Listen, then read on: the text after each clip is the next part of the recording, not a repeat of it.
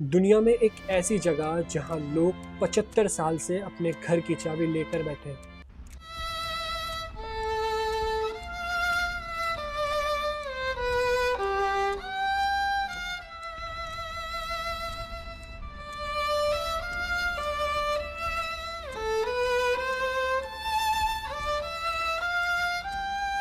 वो घर आज भी खड़े हैं, उनकी नींव अभी भी जमीन में है, उनकी दीवारों पर अभी भी उनके बाप दादाओं के हाथ के निशान हैं, मगर वो अंदर नहीं जा सकते। उनका नाम है फातिमा। आज वो 82 साल की हैं, जो कि लिबनान के एक रेफ्यूजी कैंप में रहती हैं, एक छोटे से टेंट में, एक अलमारी के साथ। एक पुरानी अलमारी जिसके अंदर रखी है एक चीज़, एक पुरानी जंग लगी हुई चाबी, जो कि 1948 की है, उस घर की जिस घर में फातिमा अपने माँ बाप के साथ रहती थी। जब वो 5 साल की थी तो उन्हें वो घर छोड़कर जाना पड़ा। उन्हें ये कहकर भेजा गया कि थोड़ी देर के लिए चली जाओ, घंटे 2 घंटे बाद वापस लौट आना। लेकिन आज तक वो नहीं लौट पाए। सिर्फ फातिमा नहीं, उनके जैसी 3 पीढ़ियां गुजर गई हैं, और आज भी UNRWA के अकॉर्डिंग 5 से 6 मिलियन रजिस्टर्ड फ़लस्तीनी रेफ्यूजीज़ हैं। बॉर्डर एस्टिमेट्स इससे काफ़ी ज़्यादा भी जाते हैं। और ये सब तब हुआ जब यूनाइटेड नेशन, वो इंटरनेशनल बॉडी जिस पर दुनिया का ऑर्डर डिपेंड करता है, उसने कई 100 रिजोल्यूशन पास की कॉन्फ्लिक्ट को रोकने के लिए। हंड्रेड्स ऑफ रिजोल्यूशन, 75 साल, फिर भी कुछ नहीं रुका। क्यों? यही सवाल आज हम मिलके एक्सप्लोर करेंगे।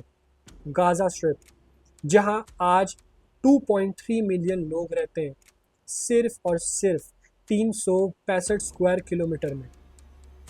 आज इस वीडियो में हम देखेंगे फ़लस्तीन की पूरी कहानी, पिछले 10,000 साल से लेकर आज यानी 2026 तक। हम समझेंगे कि ये ज़मीन क्या है, यहाँ कौन कब से रह रहा है, कैसे एक लेटर ने पूरी कौम की तकदीर बदल दी, और क्यों एक बार नहीं बार बार पीस फेल हुई। लेकिन पहले एक चीज़ समझना बहुत ज़्यादा ज़रूरी है। आखिरकार ये ज़मीन है क्या? फ़लस्तीन, ये नाम कितना पुराना है? 3500 BCE यहाँ लोग बसते थे। जेरिको दुनिया के सबसे पुराने शहरों में से एक यहाँ था। ये ज़मीन सिर्फ एक लोकेशन नहीं है, ये 3 रिलीजन्स की रूट है। इस्लाम के लिए मस्जिद अल-अक्सा यहाँ है, क्रिश्चियनिटी के लिए यीशु की कहानी इस ज़मीन से जुड़ी है, और जुडाइज़म के लिए सुलेमान का मंदिर और किंगडम ऑफ डेविड। 3 रिलीजन्स, एक ज़मीन, यही इस कॉन्फ्लिक्ट की सबसे गहरी जड़ है। Canaanites, Israelites, Assyrian, Babylonian, Persians, Greek, Romans, फिर इस्लामिक खिलाफत, क्रूसेडर्स, ममलूक, ओटमन्स। हर सदी में रूलर्स बदले, मगर लोग सदियों तक साथ रहते रहे। अरब मुस्लिम, अरब क्रिश्चियंस और ज्यूस। 2 नवंबर 1917 ब्रिटिश फॉरेन सेक्रेटरी अर्थर बेल्फोर ने एक लेटर लिखा। उसकी समरी ये थी कि ब्रिटेन जो है वो फ़लस्तीन में ज्यूस के लिए एक नेशनल होम बनाने का सपोर्ट करता है।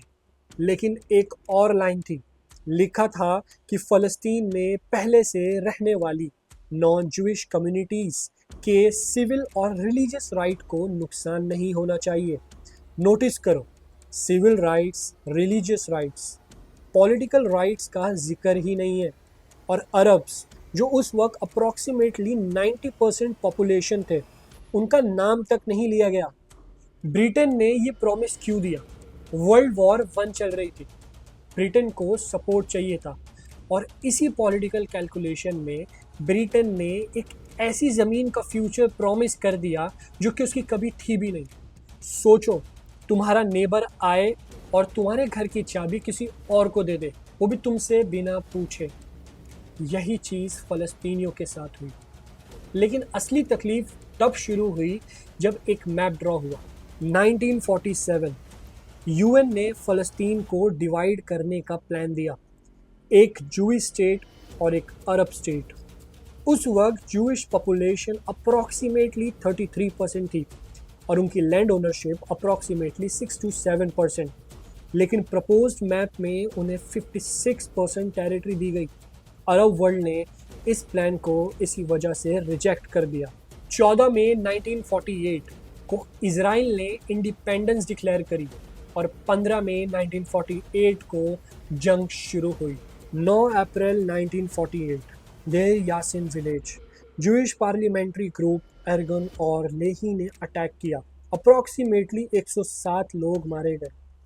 पूरे फ़लस्तीन में डर फैल गया और वॉर के अंत तक अप्रॉक्सीमेटली 15,000 फ़लस्तीनी मारे गए।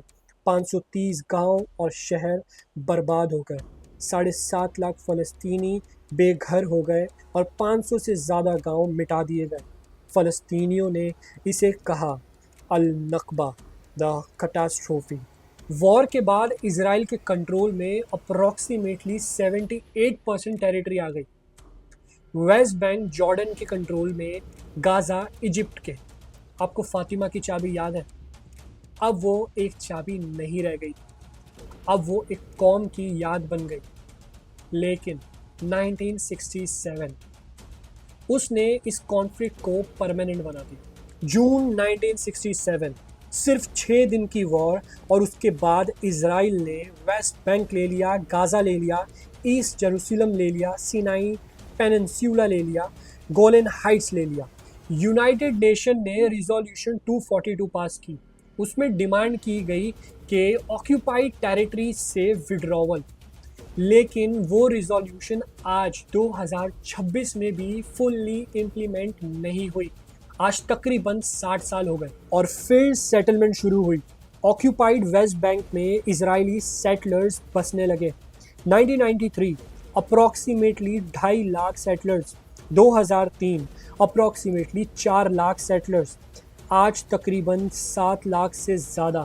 फिर 1993 में दुनिया को लगा कि शायद पीस आ जाएगी। 1993 white house lawn, Yasser Arafat, yitzhak rabin, bill Clinton और एक हैंडशेक।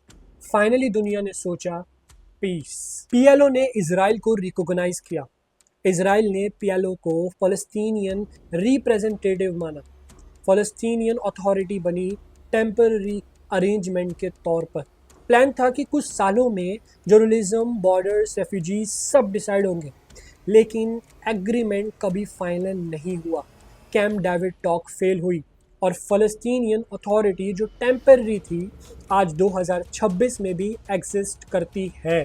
सेटलमेंट मीनवाइल एक्सपांड होती रही, पीस टॉक चल रही थी, ऑक्यूपेशन भी। फिर आया 7 अक्टूबर 2023। गाज़ा स्ट्रिप 365 स्क्वायर किलोमीटर 2007 से ब्लॉकेड। फिर आता है 7 अक्टूबर 2023। हमास ने इजराइल पर अटैक किया और उस अटैक में अप्रॉक्सीमेटली 1200 इजरायली मारे गए और अप्रॉक्सीमेटली 250 हॉस्टेजेस बनाए गए। फिर उसके बाद इजराइल ने एक मैसिव मिलिट्री ऑपरेशन लॉन्च करा। 2023 से लेके आज 2026 तक हजारों लाखों फ़लस्तीनी मारे गए, बेघर हो गए, हॉस्पिटल ओवरलोडेड और डॉक्टर्स लिमिटेड सप्लाईज में काम कर रहे हैं। ये कोई पॉलिटिक्स नहीं है, ये इंसानों की जिंदगी है। फिर सवाल ये उठता है, आखिरकार ये कॉन्फ्लिक्ट रुकता क्यों नहीं है? 5 reasons. Reason number 1, veto power. UN security council में परमानेंट मेंबर वीटो यूज कर सकते हैं। हिस्टोरिकली यूएस ने इजराइल के अगेंस्ट कई स्ट्रॉन्ग रिजोल्यूशन वीटो किए। Reason number 2, settlements. Occupied West Bank में सेटलमेंट्स कंटिन्यू एक्सपांड हो रही है। Reason number 3, Palestinian division. West Bank Palestinian authority, Gaza Hamas, एक यूनाइटेड लीडरशिप नहीं है। Reason number 4, refugee question. 5 से 6 million UNRWA registered refugees, border estimates और ज़्यादा, right of return versus demographic fear, deadlock यही है। Reason number 5, no neutral mediator. किसी side को जेन्युइनली न्यूट्रल मीडिएटर एक्सेप्ट नहीं है। लेकिन इस सब के बीच सबसे इम्पॉर्टेंट चीज़ क्या खो गई? हमने क्या देखा? 10,000 साल पुरानी ज़मीन, 1917 का लेटर, 1948 की नकबा, 1967 ऑक्यूपेशन, ब्रोकन पीस प्रोसेस और मई 2026 तक भी ह्यूमैनिटेरियन क्राइसिस। ये सिर्फ पॉलिटिक्स नहीं है, ये एक इंसानी ट्रेजेडी है। टू स्टेट सॉल्यूशन का फ्रेमवर्क एग्जिस्ट करता है 1967 बॉर्डर के बेसिस पर, लेकिन पॉलिटिकल विल अभी तक नहीं आई। याद करो फातिमा को, 82 साल, रेफ्यूजी कैंप और एक लोहे की चाबी।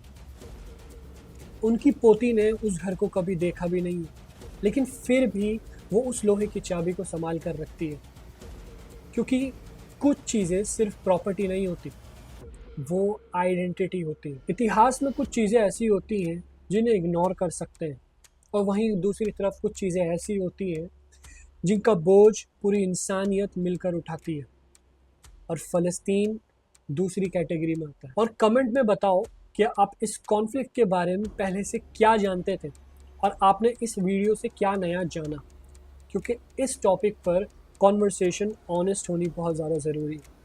अगर आपको ऐसी ही इंटरेस्टिंग वीडियोस देखनी है तो हमारे चैनल को सब्सक्राइब करो, वीडियो को लाइक करो और शेयर करो। Thanks for watching the video.